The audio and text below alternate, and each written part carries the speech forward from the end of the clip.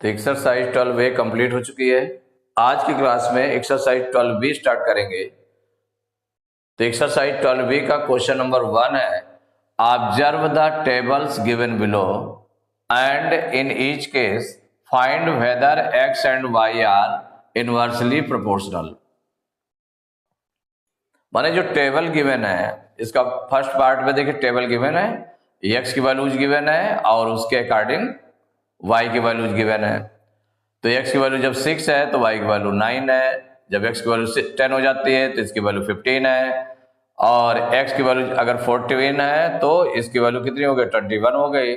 और एक्स की वैल्यू जब 16 है तो वाई की वैल्यू 24 है।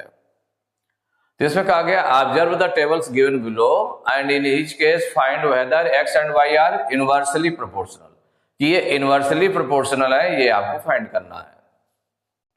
देखिए फॉर इनवर्सली प्रोपोर्शनल, ये इनवर्सली प्रोपोर्शनल में है, ये जानने के लिए इसका जो होता है कि x into Y equal to constant, माने X Y equal to constant.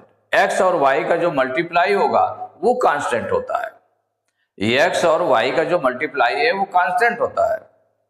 तो इसका मतलब जो एक्स और वाई की वैल्यू है उसको मल्टीप्लाई करके देखते जाए, अगर वो कांस्टेंट निकलता है, सेम आता है हर एक उसके वैल्यूज के लिए, अगर सेम आता है तो इसका मतलब वो डायरेक्ट क्या है, इनवर्सली प्रोपोर्शनल है। X and y are inversely proportional. तो यहां पर जो फर्स्ट वाला है आपका 6 इंटू 9 की वैल्यू निकाल लेंगे। क्या निकालेंगे, 6 into 9।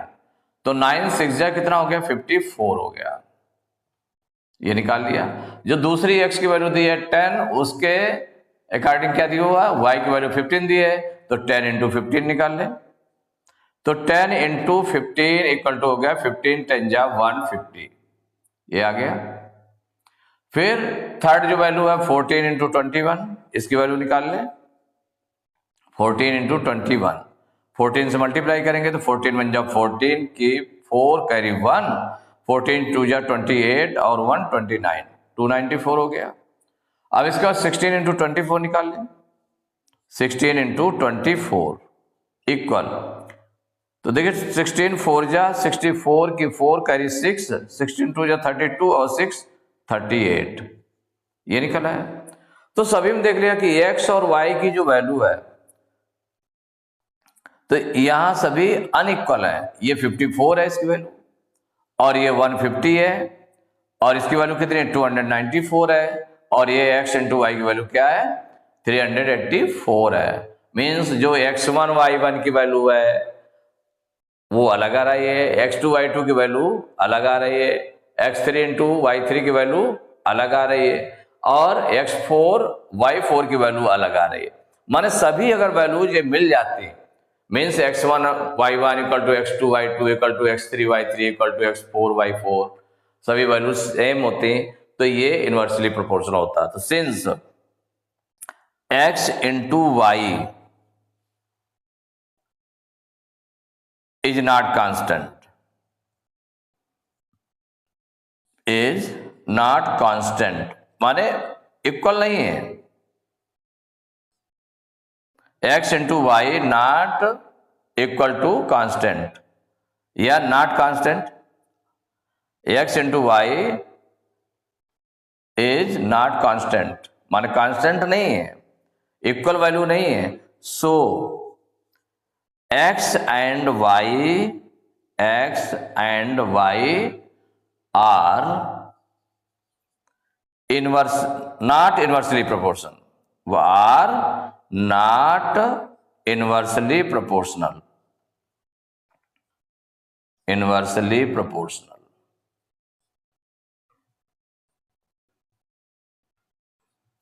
Since x into y not equal to is not equal to constant, माने इक्वल कांस्टेंट नहीं है। So x and y are not inversely proportional. Second part,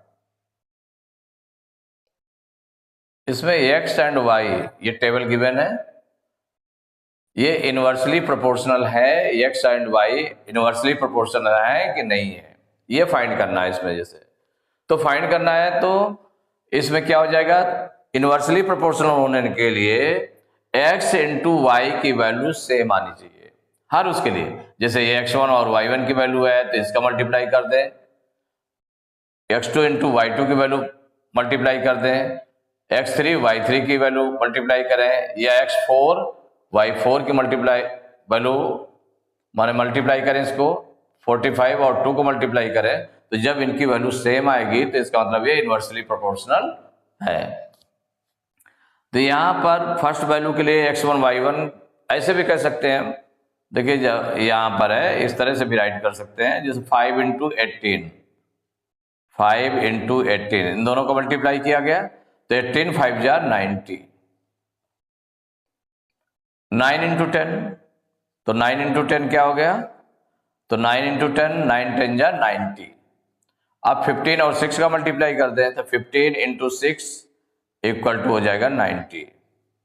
3 into 30 fourth value जो दी हुई है वो 3 इंटू 30 है, तो 3 इंटू 30 इक्वल टू हो जाएगा 33 जार 90। अब इसका तो 45 इंटू 2 तो 45 2 जा कितना हो गया 90 हो गया। इसमें सभी में देख लिया कि जो फर्स्ट वैल्यू थी इसको आप ऐसे भी राइट कर सकते हैं, माने x1 इंटू x1 y1 की वैल्यू देख लें, किसकी हो गई x1 y1, या x1 इंटू y1 ऐसे राइट कर सकते हैं, फर्स्ट वैल्यूज को ले लें तो x1 इंटू y1 इक्वल कितना निकल आया 90 निकल आया। जो x2 इंटू y2 है ये वैल्यू कितने निकल आई 9 इंटू 10 इक्वल टू 90 हो गई। ये आपकी हो गई x3 इंटू y3, ये वैल्यू इक्वल कितना हो गई 15 इंटू 6 इक्वल टू 90 हो गई। ये हो गई x4 इंटू y4, इसकी वैल्यू कितनी हो गई 3 इंटू 30 इक्वल टू 90। ये फिफ्थ वैल्यू है तो x5 into y5 equal 45 into 2 equal to 90। ऐसे भी राइट कर सकते हैं इसको, ऐसे राइट कर दिया तो इसका मतलब सभी की वैल्यू देखिए सब इक्वल है 90 90 90 90 90, सभी का मल्टीप्लाई 90 आ रहा है। तो सिंस यहां पर क्या हुआ x इंटू वाई, माने जो एक्स वाई की वैल्यू है x into Y equal x1 into y1, या हम ऐसे लिख सकते हैं x इंटू वाई को मतलब हो गया x Y equal x1 y1 equal x2 y2 equal x3 y3, ऐसे भी लिख सकते हैं, या x1 इंटू y1 सभी 90 90 है ना, तो इक्वल हो जाएगा x2 इंटू y2 सभी के इक्वल है into x3 into y2 equal हो जाएगा x3 इंटू y3 इक्वल हो जाएगा x4 into y4 equal x5 into y5। ये सब वैल्यू इक्वल आ रही है, सभी वैल्यू इक्वल आ रही है 90 90 90 आ रही है। तो इट मीन्स क्या हो गया x into Y equal to हो गया कांस्टेंट, क्या हो गया कांस्टेंट है। तो जब कांस्टेंट है so x and y are inversely proportional, inversely proportional.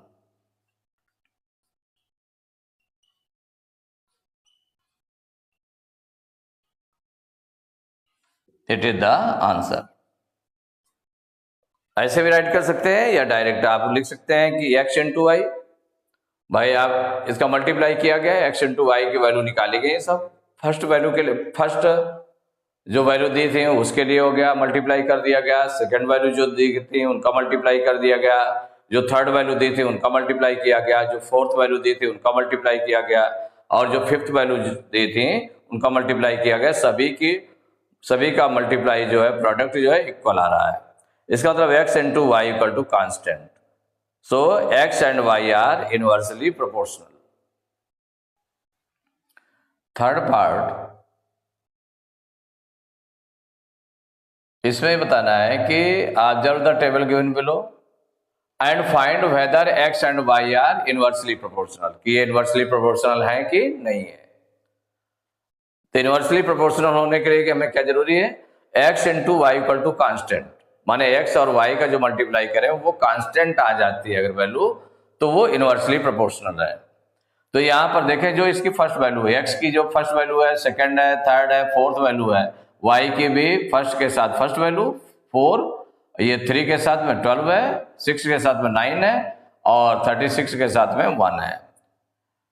तो अगर हम इसमें फर्स्ट वैल्यू का मल्टीप्लाई कर लें, x1 इंटू y1, इसकी वैल्यू निकालते हैं तो माने 9 इंटू 4 हो गया, तो 9 4 जा कितना हो जाएगा, 36 हो जाएगा। अब सेकेंड वाले टर्म की तो x2 इंटू y2 निकाल लें तो ये क्या हो जाएगा, 3 इंटू 12 इक्वल 12 3 जा 36 हो गया।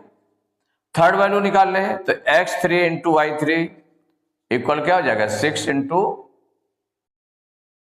9, तो 9 6 जा कितना हो गया, 54 हो गया। कितना निकला है, 6 इंटू 9, 6 9 जा 54 हो गया।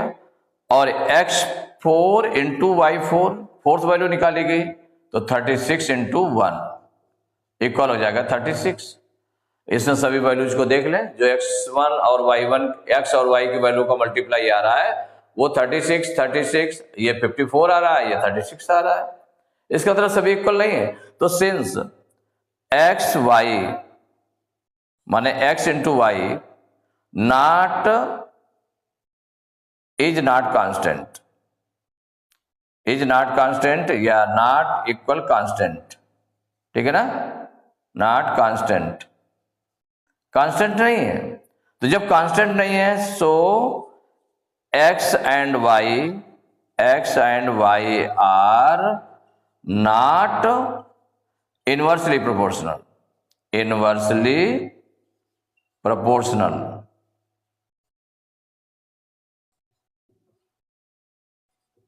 ये आपका आंसर हो गया कि इनवर्सली प्रोपोर्शनल नहीं होंगे।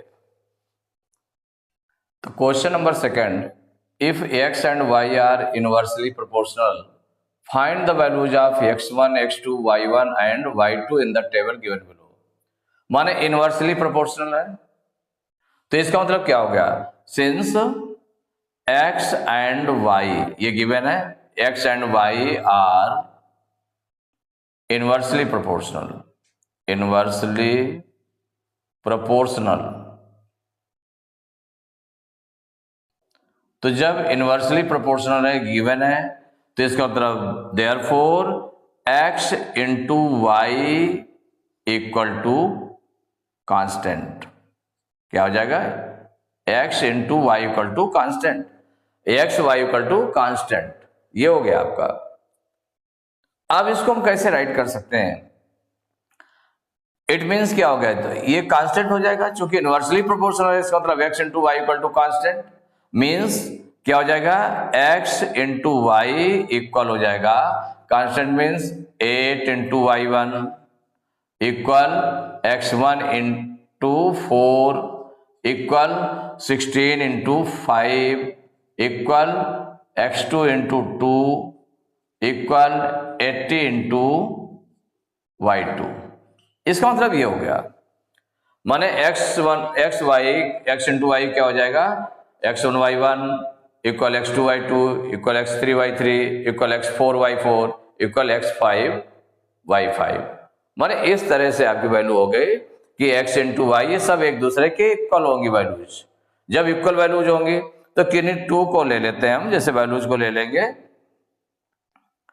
तो इफ कौन सी वैल्यू हमें मालूम है, देखिए ये वैल्यू मालूम है, इसमें दोनों दिए हुए हैं 16 इंटू 5 में, और हमको फर्स्ट वैल्यू सपोज करिए निकालना है, आपको 8 इंटू y1 निकालना है। क्या निकालना है, 8 इंटू y1 की वैल्यू निकालना है। तो इफ 8 इंटू y1 इक्वल, इसमें तो y1 है जो हमको निकालना है, जो दूसरी वैल्यू दी हुई है 16 इंटू 5 जो गिवन वैल्यू है 16 इंटू 5 है, इसके इक्वल कर देंगे।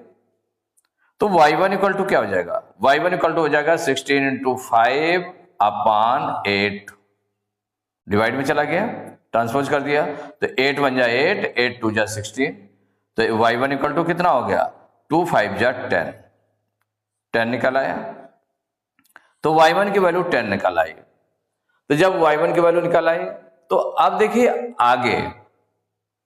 आगे आपका जो ये x इंटू वाई ऐसे आ रहा था, अब देखिए 8 इंटू वाई वन, इसको और इसको आपने इक्वल कर दिया। अब x1 इंटू 4, अब ले लेंगे value if x1 into 4, second value ले ली और जो गिवन वैल्यू उसके इक्वल कर दिया 16 इंटू 5। तो x1 इक्वल टू क्या हो जाएगा 16 इंटू 5 और ये डिवाइड में चला जाएगा 4 से डिवाइड हो जाएगा, 4 1 जा 4, 4 4 जा 16। तो x1 इक्वल टू कितना हो गया 4 5 जा 20 हो गया। ये x1 इक्वल टू निकल आया 20। अब इसके बाद में कौन सी वैल्यू ले लें, इफ अब हमें निकालना है x2 इंटू 2 निकालना है। तो if x2 into 2 equal to जो गिवन वैल्यू है, तो गिवन वाला पूरा जो गिवन है x1 x और y दोनों वैल्यू गिवन है वो आपके 16 इंटू 5 है, इसके इक्वल रख देंगे। माने पहले इसको 16 इंटू 5 के इक्वल रखा, फिर दोबारा में x1 इंटू 4 को 16 इंटू 5 के इक्वल रखा। अब x2 इंटू 2 को 16 इंटू 5 के इक्वल रखेंगे। तो x2 इक्वल टू क्या हो जाएगा 2 उधर ट्रांसपोज होगा, तो 16 इंटू 5 अपॉन 2 डिवाइड में चला गया, 2 1 जा 2, 2 8 जा 16, 8 5 जा कितना आ गया 40। तो x2 की वैल्यू हो गई 40 हो गई। इसके बाद में y2 अभी निकालना है, तो y2 किस में, इसमें है, और जो गिवन वैल्यूज वाला ये है आपका, तो हो जाएगा if 80 into y2 equal 16 into 5। तो y2 इक्वल टू क्या हो जाएगा, इसको ट्रांसपोज करेंगे 80 को उधर, तो 16 इंटू 5 अपॉन 80। देखिए 16 1 जा 16, 16 5 जा 80। अब 5 से 5 कैंसिल हो जाएगा, तो 5 1 जा 5, 5 1 जा 5। तो y2 इक्वल टू कितना आ गया 1, ये निकला है। तो जो आंसर्स में थे, जितनी वैल्यूज पूछी गई थी, एक तो पूछी गई थी x1, तो x1 निकल आए 20, x2 इक्वल हो गया 40, x2 40 हो गए, y1 निकल आया 10 एंड y2 इक्वल टू 1। तो ये आंसर में आ गया x1 equal to 20, x2 equal to 40, y1 equal to 10 and y2 equal to 1। तो एक्सरसाइज 12B के क्वेश्चन नंबर 2 तक कंप्लीट हो चुके हैं। नेक्स्ट क्लास में क्वेश्चन नंबर 3 से स्टार्ट करेंगे।